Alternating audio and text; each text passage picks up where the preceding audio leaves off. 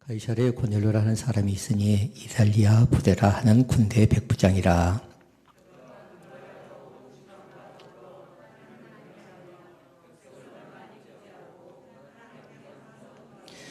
하루는 제9시쯤 되어 환상 중에 밝히 보매 하나님의 사자가 들어와 이르되 고넬료야 하니,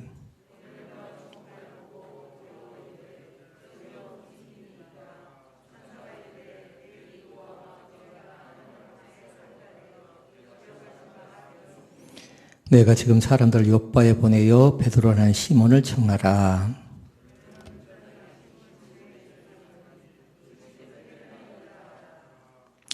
마치 말하던 천사가 떠나매 고넬료가 집안 하인들과 부하 가운데 경건한 사람 하나를 불러 이 일을 다 이루고 욥바로 보내니라.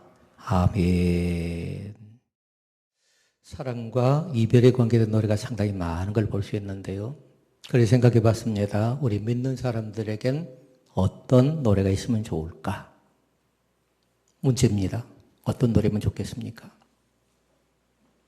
제목이 나와 있는데 경건의 노래를 사순절에 많이 부르시기를 바랍니다. 경건의 노래를. 세상 사람들이 부르는 그 사랑의 노래라든가 이별의 노래라든가 또 인생의 노래들이요 다 잘못된 건 아닙니다. 그 속에 보니까 내용이 담겨져 있고요. 또 그 속에 아름다운 시가 있고 또 여러 가지의 애환이 담겨져 있었습니다. 그리고 우리 기독교인들은 찬양에 보니까 제일 많이 나와 있는 건 뭐냐면요. 하나님께 영광 돌리는 찬양이 많이 나와 있더라고요. 그리고 하나님의 임재가 나와 있고요. 고난에 관계된 찬양이 나와 있고요. 죽음에 관계된 찬양이 나와 있고요. 그리고 경건에 관계된 찬양이 나와 있습니다. 그러니까 특별히 사순절 기간 동안에는 다른 노래 많이 하지 마시고 경건의 노래를 찾아서 경건의 노래를 부를 수 있는 그런 귀한 축복의 사람이 될 수 있기를 바랍니다.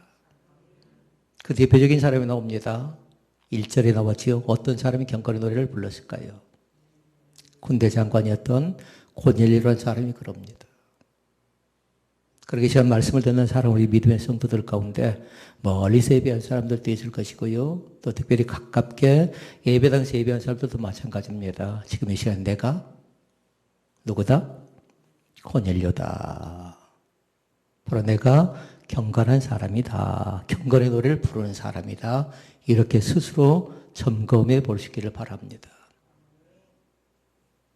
말씀을 준비하면서 밴드에다 제가 글을 올렸습니다. 미리 여러분들이 거기에 나오는 찬양을 쭉 들어보면서요. 어제 제 방에도 계속 그 찬양이 울려 퍼졌습니다. 혹시라도 밴드에 들어서 말씀을 나누지 못했던 사람은 밴드가 꼭 들어가 다시 한번 확인해보고 또 확인해보고 확인해보고 그러면서 제가 미리 서두에 관계된 말씀을 거기다 기록을 해놨어요. 사순절은 대체 어떤 뜻이 담겨져 있는가 보니까요. 3가지로 정리할 수가 있었습니다. 첫째는 뭐냐면요. 예수님의 고난과 죽음을 깊이 생각하는 절기가 언제냐면요. 사순절이에요. 고난과 죽음을 생각하라. 평상시에는 먹고 사는 문제 때문에 자녀 생각합니다. 돈을 생각합니다. 그리고 일자리를 생각합니다. 그러나 조금만 더 여유 있게요. 사순절 기간 동안에는 예수님이 당하신 고난, 예수님이 당하신 고난은 3가지랍니다. 나중에 그 제목을 가지고 말씀을 한번 나누려고 쭉 점검하고 있는데요. 예수님의 육체적인 고난을 당한 적이 있습니다. 또 그치지 않습니다. 2번째 고난은 뭐였냐면요. 예수님은 정신적인 고난을 겪지요. 그리고 또 한 가지가 있었습니다. 엘리 라마 사박다니. 나의 하나님, 어찌하여 나를 버리십니까? 라고 말씀하지요. 그러니까 육체적인 고난도 있었고 정신적인 고난도 있었고 3번째는 뭐냐면요.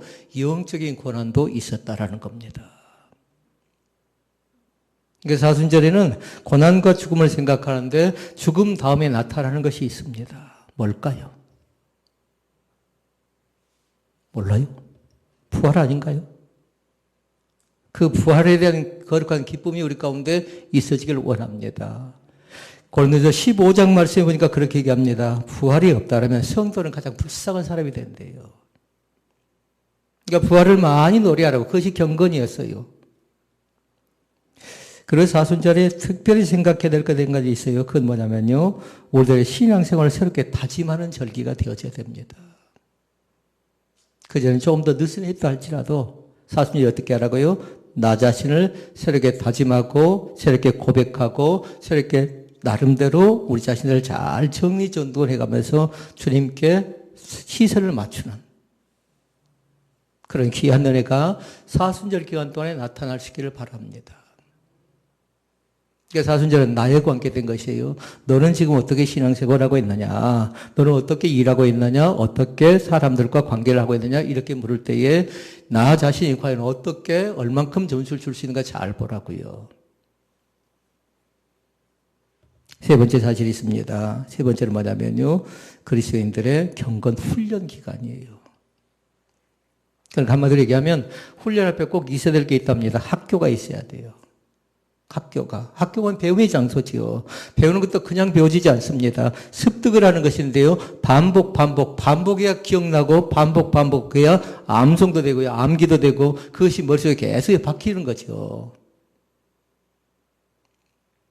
우리 교회 학교 아이들이 있습니다. 저 아이들은요. 한 번, 두 번 들으면 금방 기억합니다. 근데 나이가 드시면 드실수록 어떻게 된가요? 한 번, 두 번 그때는 기억나도 돌아서면 또 잃어버리는 게 사실입니다. 어떤 가수가 나와서 얘기합니다. 노래를 부르는데 옛날에 노래를 참 잘했답니다. 그런데 지금 보니까요. 젊은 아이들 노래를 따라갈 수가 없답니다. 그러니까 노래 한 곡을 부르는데 100번 연습한대요. 그럼 거기 앉아서 듣고 있던 탤런트들이 뭐라고 하냐. 그렇구나. 저렇게 연습하는구나. 그러면서 그 가수가 그렇게 얘기합니다. 400번까지 불러본 노래도 있답니다. 젊은 친구들이 노래가락을 따라가다 보니까. 때로는 발음도 안 되고 때로는 호흡도 안 되고 무슨 내용인지 잘 몰라서 때로는 기록해보고 반복하면서 그렇게 노래를 불렀대요. 그러니까 어떤 노래가 주어지든지 간에 자기 노래가 아니냐면요. 100번 불러보고 200번 불러보고 300번 불러보고 그러니까 그것이 뭐냐면 학습이었습니다. 반복된 것. 그런데 우리 성도들은 반드시 뭐냐면요. 학습과 함께 뭐가 있어야 한다고요? 훈련이 있어야 된답니다. 전쟁이 벌어지고 있죠. 러시아, 우크라이나 다른 점이 계속 방송을 통해 나오고 있는데요. 러시아는 뭐냐면요. 훈련되지 않는 군사력만 가지고 임하고 있고요. 훈련되지 않는 오합지졸이라고 합니다. 실제로 우크라이나가 상대가 되지 않는답니다. 그러니까 저는 생각해 볼 때요. 뭘 생각해 봤냐면요. 다윗과 골리앗의 싸움 같아요. 쉽게 함락시킬 수 있었습니다. 그런데 젊은 친구들이 자기 본국으로 돌아가려고 합니다. 러시아는 어떻게 하던가요? 서로 갈등이 생겨나고요. 이제 먹는 문제가 생겨납니다. 그리고 지도자에게 그렇게 하지 말아달라고 항의를 합니다. 이제 의식 있는 청년들이 일어나겠잖아요. 푸틴을 제거하자입니다. 독재자를 암살하자입니다. 그러시에 잘 봤으면 좋겠습니다. 나는 과연 어떻게 신앙의 훈련을 하고 있는가 잘 보라고요. 그냥 교회만 다닌 사람들은 반드시 뭐냐면요. 어려움이 닥치면 교회를 쉽게 등져버리는 경우들이 상당히 많습니다. 교회는 학교인데요. 훈련 학교라고 생각하면 돼요. 재직을 공부를 시킨다 그러면 재직 뭐든가요? 재직 훈련 학교입니다. 항존직을 교육합니다. 항존직을 교육하는데 그냥 시키던가요? 반드시 훈련 학교인데 훈련이 제대로 되어져 있지 않은 군사와 똑같다고 했어요. 오합지졸이라고요. 아무리 그들이 칼과 창을 가지고 와도 만군의 여호와의 이름으로 내게 간다라는 다윗의 고백처럼 우리들에게 가장 강력한 무기이지요. 말씀과 기도와 찬양으로 경건 훈련의 사순절 기간 동안에 임하실 수 있기를 주의 이름으로 축원을 드립니다. 정리해 볼까요? 고난과 죽음을 생각하고 그리고 나 자신을 새롭게 다짐하는 절기고 그리고 경건 훈련하는 기간이 바로 사순절 기간 동안. 그러니까 말씀 한 절 한 절을 여러분 암송할 때 그냥 쉽게 되어지던가요? 절대로 되어지지 않습니다. 때로는 어떻게 하던가요? 때로는 적어보고 때로는 또 예보다 잘 안 되니까 또 찾아보고 또 찾아보고 봄이 되어서 뭔가 심고 싶어서 쭉 살펴보니까요. 뭐냐면요. 반드시 적기가 있더라고요. 지금 어떤 때인가 잘 봤으면 좋겠습니다. 지금은 심을 때인가, 거둘 때인가, 돌볼 때인가, 그렇지 않으면 휴식기인가. 봄은 뭐냐면 꽃이 올라오지요. 그런데 보니까요, 심는 기간이 바로 봄이었어요. 심는 기간이. 작년에 고구마를 심었는데 고구마를 언제 캘 줄을 몰라 무지 당황스럽더라고요. 그래 감자를 보니까요. 감자를 언제 캐는가 쭉 봤더니요. 심는 때는 언젠가 보니까 그거 이제 배워놓으니까 나중에 언제 캘 줄을 모르잖아요. 언제 열매를 캐야 될지로. 사랑하는 성도 여러분, 지금이 어떤 때인가 잘 볼 수 있기를 바랍니다. 작물도 보니까 때가 있었다라는 거예요. 우리 성도들도 마찬가지로 지금이 어떤 때인가 경성하여 깨어서 기도하며 주님을 바라보는 귀한 시간이 되어지기 원합니다. 그럼 묻습니다. 경건이란 대체 무엇인가? 경건이란. 한문 두 자를 제가 밴드에다 적어놨지요. 삼갈 경자, 공경할 건자 이렇게 얘기했습니다. 그러니까 그 뜻을 잘 적어놓으라고요. 하나님을 공경하면서 행동을 삼가한다는 뜻이 뭐냐면 경건이었어요. 반드시 대상은 누구예요? 하나님과 관계가 있어야 돼요. 왜 전도하려고 하느냐? 왜 선교하려고 하느냐? 왜 그 직분을 받으려고 하느냐? 왜 찬양하느냐? 왜 기도하냐? 물을 때 뭐라고요? 반드시 대상은 하나님. 믿습니까? 우리의 기도를 받으신 분도 하나님. 우리의 찬양의 영광이잖아요. 찬양은 영광을 받으신 분도 하나님. 우리의 직분을 통해서도 마찬가지입니다. 하나님께 영광 돌리시기를 바랍니다. 신앙이 떨어질 때 보니까 사람들은 뭐냐 사사로운 감정에 휘말릴 때가 상당히 많습니다. 그럼 틀림없이 조심해야 될 것이에요. 사사로운 감정에 치우치죠? 그럼 시험 들게 되어져 있어요. 그러면 뭐냐면요. 시험 든 사람이 같이 모여든답니다. 그러니까 조심해야 돼요. 언제 시험에 든다고요? 사사로운 감정 가운데 치우칠 때. 그러나 신앙은 감정으로 하는 거 아니라고 했어요. 성령의 감동하심으로 하실 수 있기를 바랍니다. 우리가 헌금할 때 성령의 감동하심이 있어야 그 헌금을 받는 거죠. 그냥 인간적인 마음으로 내가 목사니까, 내가 장로니까, 내가 집사니까 이렇게 헌금돼야 되고 전도돼야 되고 이런 의무감이 아니란 얘기예요. 얼마큼 그 속에 감사와 기쁨이 있는가를 하나님이 보신다라는 겁니다. 야고보서 1장 27절 말씀을 보십시다. 경건이 대체 어떤 것인가? 성도가 어떻게 경건한 생활을 해나갈 것인가? 세 가지로 증명을 합니다. 이 말씀은요, 야고보서 1장 27절의 말씀은 꼭 여러분들이 나중에 암송 한번 해보시기를 바랍니다. 묻습니다. 읽기 전에. 구원은 무엇으로 받습니까? 믿음으로 받습니다. 그 어떤 것 갖다 붙이지 않아도 괜찮아요. 구원은 뭘로 받는다고요? 믿음으로 받습니다. 그러니까 그렇게 얘기합니다. 오직 의인은 믿음으로 알면 살리라 이렇게 얘기했지요. 주 예수를 믿으라 그러면 너와 내 집 구원을 받으라고 말씀했지요. 구원은 믿음으로 받습니다. 그것이 로마서였어요. 그것이 로마서라고요. 마음으로 믿고 입으로 신해서 구원받는다라는 것이 로마서라고요. 믿음의 책은 어디라고요? 로마서. 근데 믿음만 갖고 안 된답니다. 구원은 받지만요. 반드시 뭐냐면 우리에게 있어서 야고보서가 책이 있어야 돼요.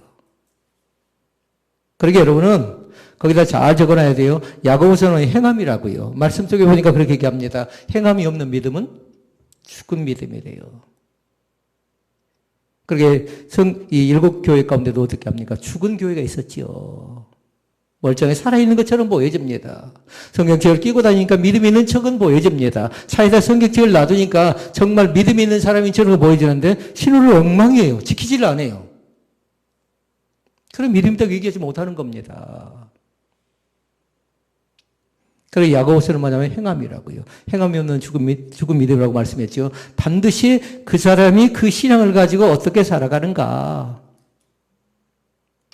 마태복음 28장에 보니까 예수님께서 마지막으로 우리에게 주신 말씀이 있었어요. 뭐냐면요. 세례를 받으래요.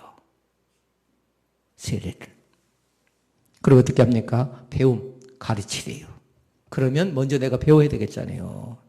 그리고 그 다음에 나온 게 뭐냐면 사명이었어요. 이제 파송하는 겁니다. 파송할 때 아무나 파송해서는 안 된다고 해서 반드시 영적으로 무장된 사람들, 어떻게 신앙으로 무장되어지는가 그걸 보는데요. 반드시 세례를 받고 그 다음에 가르침을 교회에서 잘 훈련 학교를 통해서 배운 사람들이 아골골짝 빈들에도 잘 몰라요? 지금 찬송이 바뀌었나요? 355장 옛날 찬양 같으면 푸른바다 나서니 몸 어디든지 가오리라. 아멘. 아골골짝 빈들에도 어디든지 가오리라 그렇게 말하지요. 그런데 은혜 받지 못하면 어떻게 됩니까? 고르는 거지요. 입맛에 맞게끔. 설교가 마음에 든다 안 든다. 교회가 마음에 든다 안 든다. 목사가 마음에 든다 안 든다 이렇게 얘기하죠. 그러나 교회 보고 신앙생활하지 말고요. 목회자 보고 신앙생활하지 말고요. 하나님 바라보고 신앙생활할 수 있기를 바랍니다. 1장 27절 말씀 읽어볼까요?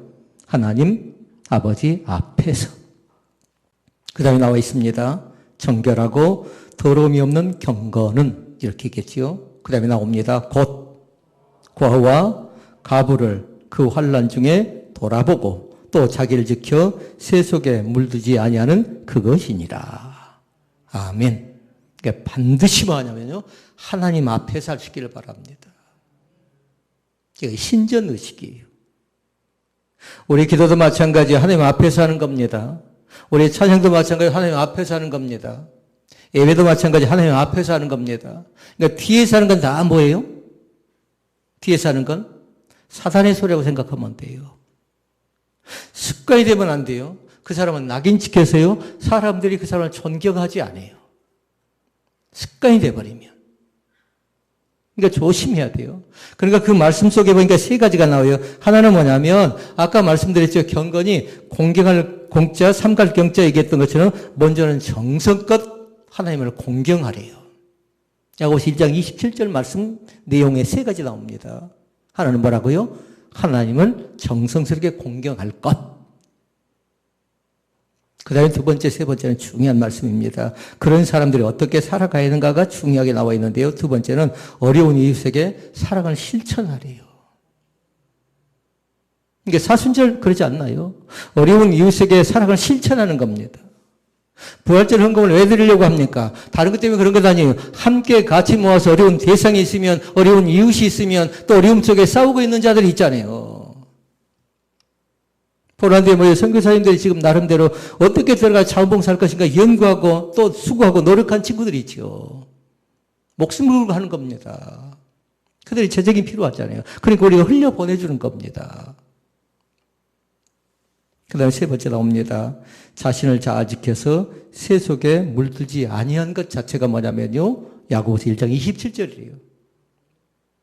오늘도 부탁합니다. 나의 입술을 잘 지킬 수 있기를 바랍니다. 그 자신을 지키는 겁니다. 제일 중요한 건 마음과 생각을 잘 지키라고요. 너무 어려움만 있으면 마음이 약해진 사람도 있고요. 너무 어려움만 있으면 생각 자체가 완전히 굳어져 버린 사람들이 있습니다. 부탁합니다. 생각쟁이가 되는데 오늘도 마찬가지 모든 것을 잘 안 되면 적어놔야 돼요. 모든 걸 좋게 생각하라고요. 더 중요한 거 있어요. 모든 것을 믿음으로 생각할 수 있기를 바랍니다.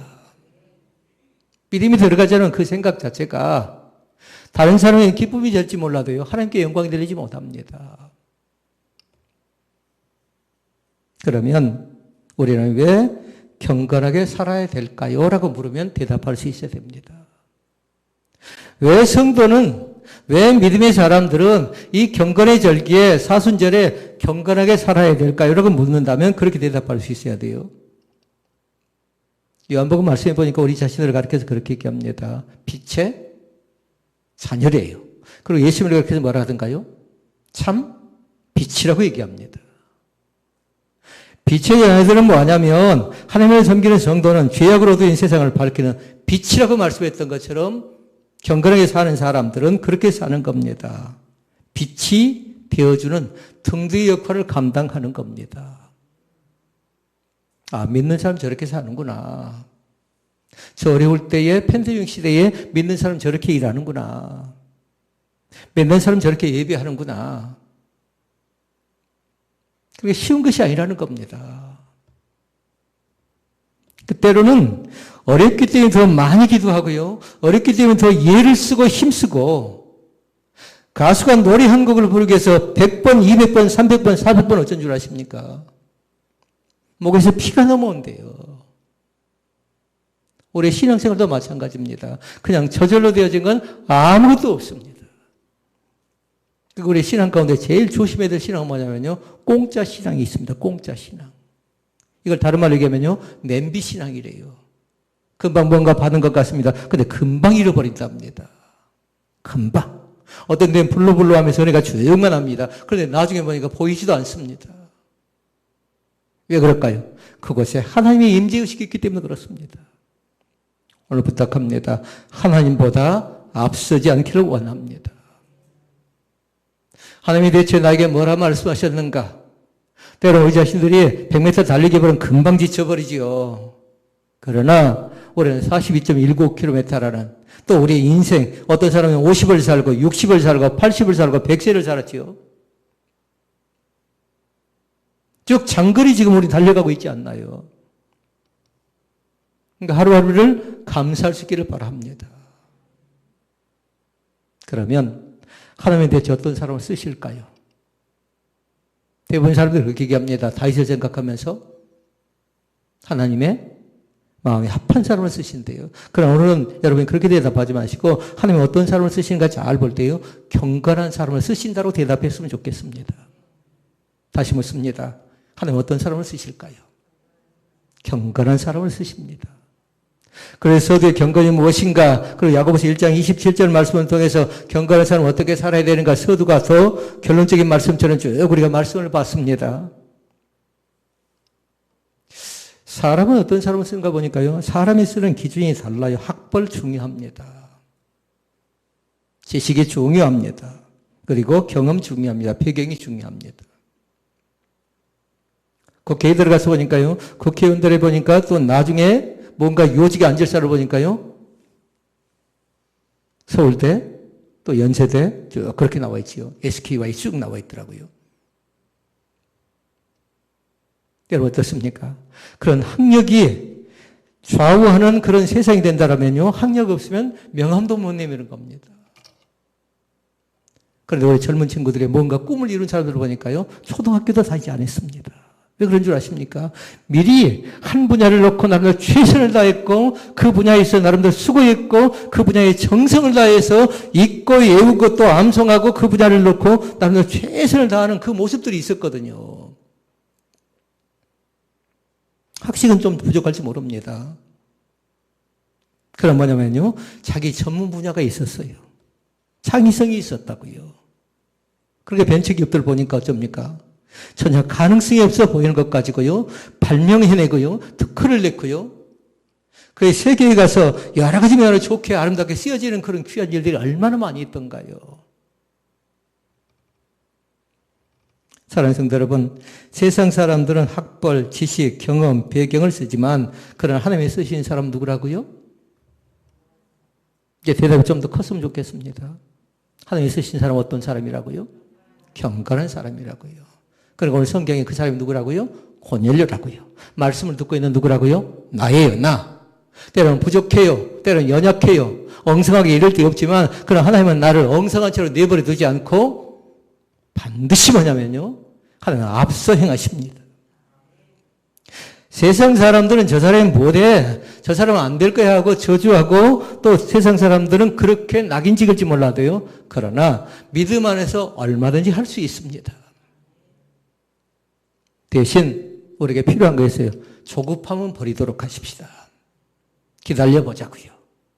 대체 하나님께서 나에게 어떻게 말씀하실 것인가 잘 기다리는 그런 귀한 날의 우리 가운데 넘쳐나기를 주의 이름으로 축원을 드립니다. 그럼 고넬료의 신앙이 되죠. 어떤 신앙이기에. 고넬료가 어떤 경건한 사람이기에 그렇게 하나님께서는 고넬료의 신앙을 칭찬하셨을까요? 네 가지의 말씀을 통해서 말씀을 정리합니다. 하나는 뭐냐면요. 하나님을 경외한 사람이 누구였냐면 고넬료였어요. 2절 말씀에 나옵니다. 같이 읽어볼까요? 그가 경건하여 온 지방과 더불어 하나님을 경외하며. 여러분 거기다가 잘 이해가 안 되는 단어가 아니죠. 경외란 뜻이 뭔가가 잘 이해가 안 되잖아요. 그 뭐냐면 두렵고 떨리는 마음입니다. 한마디로 얘기하면 경외한 사람 뭐냐면 잘 믿었다라는 겁니다. 그러니까 직분이 올라가면 올라갈수록 어찌해야 돼요? 저는 그렇게 생각합니다. 잘 믿었으면 좋겠습니다. 그래서 뭐 큰 일 하려고 생각지 마시라고요. 믿음으로 본을 보이면 되는 겁니다. 아, 저렇게 직분을 받더니 저렇게 믿는구나. 저렇게 찬양하는구나. 저렇게 예배하는구나. 잘 믿었으면 좋겠어요.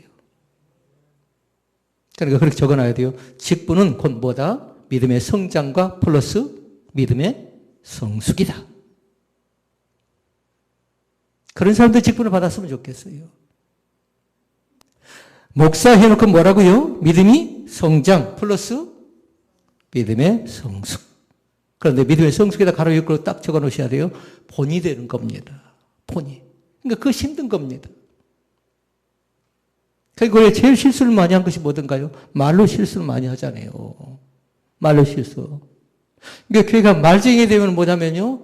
걸림돌이 상당히 많아져요. 근데 말에 안정감이 있고, 말에 질서가 있고, 말에 은혜가 있고, 말에 사랑이 있고, 말에 믿음이 있죠? 그럼 그 사람이 존귀함을 얻는 줄로 믿습니다. 고넬료 어떤 사람? 경건한 사람. 적당히 믿는 사람이 아니었다라는 겁니다. 진실되게 열심히 믿는 사람이 누구였냐면요? 고넬료였어요. 그러니까 온 가족이 함께 하나님을 찬양하고 하나님께 영광을 돌리는 귀한 가정이 되어준 줄로 믿습니다. 두 번째, 고넬료는 사랑과 섬김의 삶을 살았습니다. 세상 사람들이 노래 보니까 사랑이 나왔고 이별이 나왔다고 했지요. 그런데 예수님 믿는 사람들도 뭐냐면 사랑 노래를 많이 부르더라고요. 여러분 대체 예수 믿는 사람의 사랑은 대체 무엇일까요? 10계명 가운데 제일 먼저 뭐가 나왔나요? 1계명부터 4계명까지? 하나님 사랑 아닌가요? 그러니까 사랑 노래 많이 하시라고요. 하나님 사랑합니다. 하나님 찬양합니다. 경배합니다.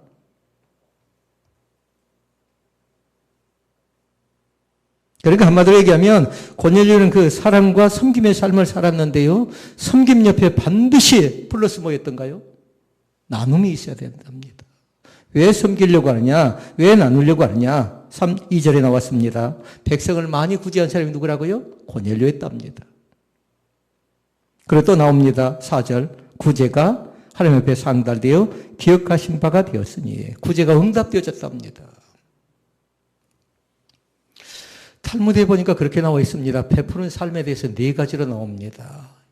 하나님의 몸된 교회도 마찬가지예요. 뭔가 나눈다, 뭔가 준다고 할 때요. 기억하지 마시라고요. 누구에게 줬는가도. 누구에게 나눴는가도 기억하지 마시라고요. 왜냐하면 탈무드에 그렇게 나와 있어요. 4가지가 나와 있습니다. 하나는 뭐냐면요. 주되 갚을 수 없는 사람에게 주래요. 내가 줬으니까 너 반드시 언제, 어느 때, 어떻게 나에게 갚아? 이것 아니고요. 갚을 수 없는 사람. 그러니까 성경이 뭐냐면 그 사람들이 어떤 사람이냐면요.